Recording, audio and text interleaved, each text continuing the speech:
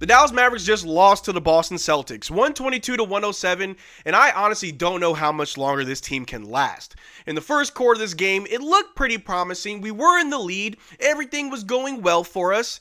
And then the second quarter came, and then the third quarter came, and then the fourth quarter came, and unfortunately, it just wasn't our game. We ultimately did lose this game. Some players did step up and look great. Others just really didn't stand up for the occasion, as well as we did have an injury to Maxi Kleber where he did not return. And with that extra injury, the team is getting stretched very, very thin. So in this video, we're going to take a look at what happened in tonight's game, take a look at the box score, as well as what can this team do moving forward with all these injuries. But how's it going, everybody? My name is Marcel Martin. This is Mavs Digest, bringing you the latest news on everything Mavericks related. And before we get started with today's video, we are currently sitting at 17,000 subscribers. We hit 17K during the live stream, which I appreciate from the bottom of my heart to each and every one of you guys. But if you're enjoying everything that we're doing here at Mavericks Digest with our live streams, watch-alongs, news vids, and everything else in between, make sure you subscribe so you don't miss out on a single thing that we do. But in tonight's game, we looked pretty good in the first quarter. We were being very aggressive on offense. We were being very aggressive on defense. We were up by 4 after the first quarter. And I figured, hey, the Mavericks got their game plan. They know exactly how to tackle this Boston team. We're heavily depleted. We ain't really got nobody, but we're making something work. We just got to stick to the plan. And unfortunately, that plan was nowhere to be found. Halfway through the second quarter, we only had 4 points. The Boston Celtics went on a complete tear in the second quarter. We did cut the lead to 10 points by halftime, but it didn't even matter. In the third quarter, they went out on a crazy blitz. Fourth quarter came. Quentin Grimes, who was quiet in the first half, really stepped up in that later half of the third quarter and the fourth quarter. Ended up with 20 points off the bench. Was finally looking like the Quentin Grimes that we know, but it just wasn't enough. In today's game, as well as many other games that we've had recently, Klay isn't getting enough touches. We just don't know how to run a play for Klay, apparently. If Luka's not here, Klay's also not here, apparently. Didn't even get that many touches. We also had a pretty good game from Kyrie. PJ, also a fairly decent game. Spencer Dinwiddie getting fouled out and getting a technical foul on that sixth foul was just the icing on the cakes. Just shooting ourselves in the foot with whatever it was that Spencer Dinwiddie was doing tonight. But Daniel Gafford, as essentially now our only big, looked pretty good. And in his last stretch of games, he's been looking phenomenal for the Dallas Mavericks. But we need more than that from just one or two guys. We need that from everybody. In the last few games, we've seen Omax get more minutes. And against the Oklahoma City Thunder, he looked amazing.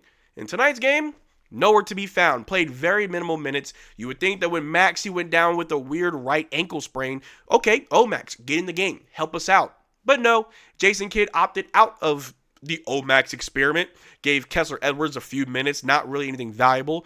It just wasn't enough, and honestly, the Boston Celtics are the better team. They're the second best team in the East. They're the reigning champions. We are the Mavericks of, I don't know, the ER, the hospital Mavericks, whatever you want to call us. We are a shell of our actual full strength. We're not even close to being halfway to full strength. This team is just cursed with injuries. In tonight's game, it was just a shot in the dark to just try to go out there and stay competitive, which we did try to do in that first quarter. But after that, it was just disaster. There was no perimeter defense as the Boston Celtics attempted over 50 threes tonight, making 20 of them.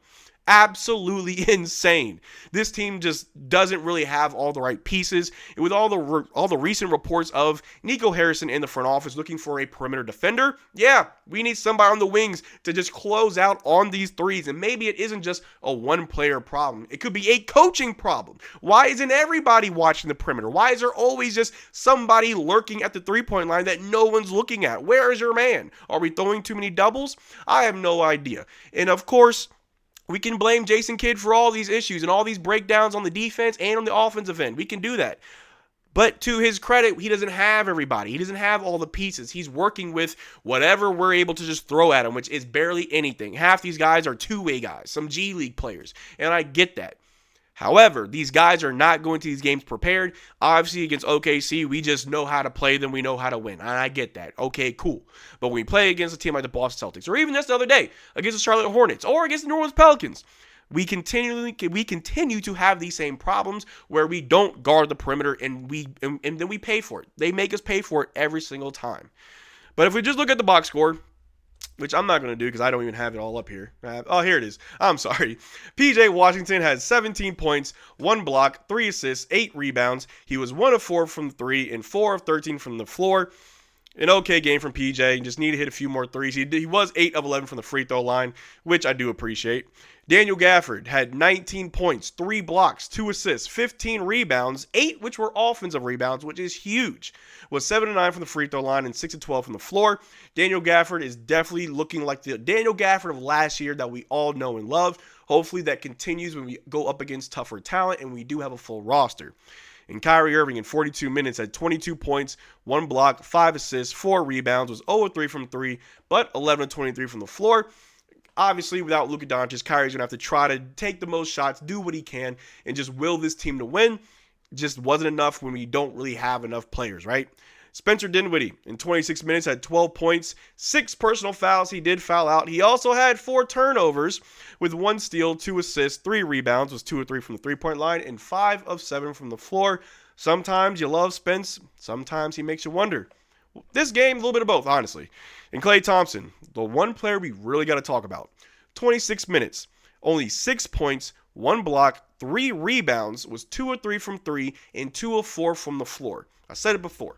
I don't know if this is a coaching issue. I don't know if it's only Luka that knows how to play with Klay Thompson, but it does not make sense for us to go out and get Klay Thompson, and we do not use Klay Thompson. Is it Luka's job to make sure Klay gets his touches? Is it Luka's job to make sure that Klay is actually being a part of this offense? There's no problem for Jaden Hardy. There's no problem for Quentin Grimes. No problem for Kyrie. So why is it a problem for Klay Thompson? Is it a Klay issue?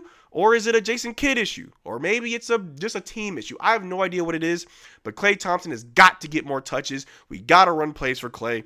And I don't know. I would love to see one of the league's best shooters of all time to actually be on this team and throw up more than 4 shots a night. And off the bench, Maxey played 11 minutes. He did leave the game with a right ankle sprain. 1 point, 1 assist, and 1 rebound. 0 of 3 from 3 and 0 of 6 from the floor. Glad he found the confidence to shoot. Not even have the confidence to make those shots. And like I said, Omax got punished for playing well 3 minutes, Jason Kidd. Hold on. Let me go to the full camera. 3 minutes. 3 minutes from our boy Omax. I put out a video yesterday singing his praises that he needs more minutes. He needs more run. If he goes out there and makes a mistake, coach him. Pull him to the side, and then throw him right back out there. How do players develop, Jason Kidd, if you give them 3 minutes in a game where, yes, Maxey's out? We don't got a lot of players. Yes, Klay and Jaden Hardy did come back, which is great, but give Omax more minutes. 3 minutes to do absolutely nothing. And in those 3 minutes, 1 turnover. 0-1 from the floor. Good job, Jason Kidd, helping Omax with his confidence and development. But Kessler Edwards had 12 minutes, which was very odd. 0 points, 1 block, 4 rebounds, 0-1 from 3, 0-2 from the floor. At least he got 4 rebounds. Quentin Grimes definitely came alive in the second half. Had in 26 minutes, he had 20 points. He did have 4 fouls. However, he had 1 steal, 2 assists, 7 rebounds, was 4-4 from the free throw line, 2 of 3 from 3, and 7 of 12 from the floor. Brandon Williams and Jason Gortman had 1 minute of garbage time. Jaden Hardy in 15 minutes had 10 points. He had 1 turnover, but he did have 3 assists and 3 rebounds, shooting 1 of 2 from the free throw line, 1 of 2 from 3, and 4 of 8 from the floor. The Dallas Mavericks just didn't have enough tonight. The Boston Celtics, who had all of their players available, obviously had every single reason to win this game. We were just trying to throw something together. Like I said, no Maxey. There's no Derrick Lively. There's no Luka Doncic. We did get Klay and Jaden Hardy back. That's great. But we keep losing players, especially at certain positions. I'm not saying without Maxey we're going to just lose 1,000,001 games because we don't have Maxey.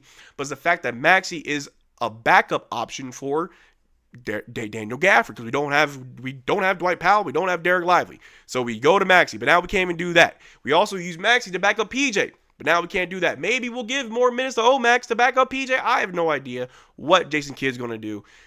But if we're going to talk about who stood on business, I guess there's only one player I could really say who stood on business, and that is Quentin Grimes. Off the bench, he had 20 points, 1 steal, 2 assists, and 7 rebounds. Over the last several games, he didn't really look like the Quentin Grimes that we know, but in tonight's game, he definitely stood up. He definitely looked a lot better, more confident, was more aggressive attacking the basket as well, and that's what we need from Quentin Grimes. We need to see that. He also had a pretty nice poster on the Celtics, just really dunking on him. Didn't think he had it in him. But a few things I want to show you guys real quick. Oh, hold on, I'm all over the place. Was this right here. Dallas Mavericks forward center Maxi Kleber with a right ankle injury has been ruled out for the rest of tonight's game against the Boston Celtics, and he did not come back. It is being called a right ankle sprain. So there's that. No Maxi for the foreseeable future. Again, with all these injuries, it's going to make it very hard for us to trade anybody at the trade deadline, which leads me to believe that we're not going to trade anybody. I would be really surprised if we end up trading anybody. We're just too injury-ridden. You could try to trade for somebody that is healthy, sure, but who's going to take any of our injury-ridden players? You got Daniel Gafford playing amazing, but you kind of need him right now. And with all these injuries, you're definitely not trading Daniel Gafford. The way he's been playing and the way that we need him this badly, you're not trading Daniel Gafford. Another thing here, Brad Townsend said, I asked Kidd if Dallas has reached critical mass at center with Kleber being out. Jason Kidd said, yeah, it's tough, he said, and it's not going to get any better. Well, thanks, Jason Kidd. I probably couldn't say it better myself. It's not getting any easier. The Dallas Mavericks are now out of the toughest stretch of games for January. We do play the Washington Wizards on Monday, so maybe we get a break. Maybe we get a win. But with our track record shows, we lose against some of the worst teams, and somehow we do beat some of the better teams, just not tonight. But let me know what you guys think in the comment section down below. Do you think we're absolutely cooked? Do you also think that Quentin Grimes stood on business? Do you think we have a perimeter defense problem? Let me know what you think in the comment section. Let's have a conversation about it. But that's all I got for you guys today. Thanks for being this far to the video. Make sure to check out our Twitter and Discord. Links in the description below. Consider becoming a channel member. We are doing a giveaway every single month on this channel. Only way to enter our giveaways is to become a channel member of any tier. But till next time, y'all take care. Drink water. Peace.